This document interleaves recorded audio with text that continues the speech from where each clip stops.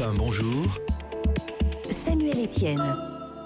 Et le docteur Gérard Kierzek nous a rejoint. Bonjour docteur. Bonjour Samuel, bonjour à tous. Écoutez, je ne sais pas ce qui se passe en ce moment. Autour de moi, tout le monde, je ne sais pas si c'est le cas de Yves, a mal au dos. Alors on se dit souvent que le mal de dos c'est le mal du siècle, que 8 adultes sur 10 en souffrent. C'est vrai ou pas ?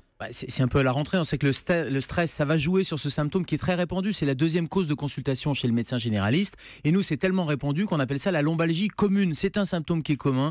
Tout le monde a mal au dos. Nos grands-mères disaient « j'en ai plein le dos », c'est le poids des soucis, le poids du stress. Eh bien, ça peut être une des causes de ce mal de dos.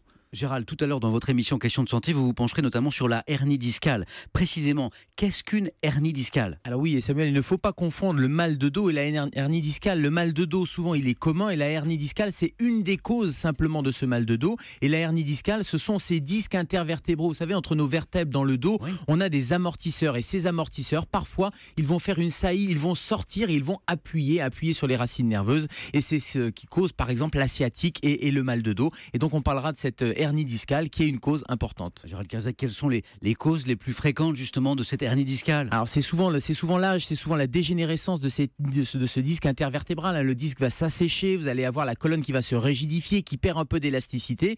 Et puis parfois, c'est le classique lumbago, quand vous faites une action un peu brusque, vous soulevez une charge lourde et là vous allez vous coincer le dos. On sait que le surpoids également va jouer et je le disais, le facteur stress également sur la hernie discale est un facteur qui va aggraver les choses. Comment on peut s'en prémunir ? Est-ce qu'il y a une hygiène de vie pour éviter la hernie discale ? Bah oui, puis c'est la saison. En plus, on est dans les bonnes résolutions. On va être dans les bonnes résolutions de santé. Donc on va, je le disais, les charges lourdes, il faut apprendre à porter et à soulever. Et ça, c'est important, notamment quand on a un métier manuel, on va manutentionner. Et c'est la bonne occasion là aussi de prendre conscience et de prendre soin de son dos. Il faut renforcer aussi sa musculature, renforcer le tronc et renforcer les fameux abdominaux. Et c'est avoir une bonne posture. Et c'est tout simplement avoir toujours conscience de sa position tout le temps. Et je vois Samuel qui se redresse. Et c'est bien, quand on est dans sa voiture, c'est pareil, on peut avoir un appui lombaire. Bref, on a conscience de sa bonne position.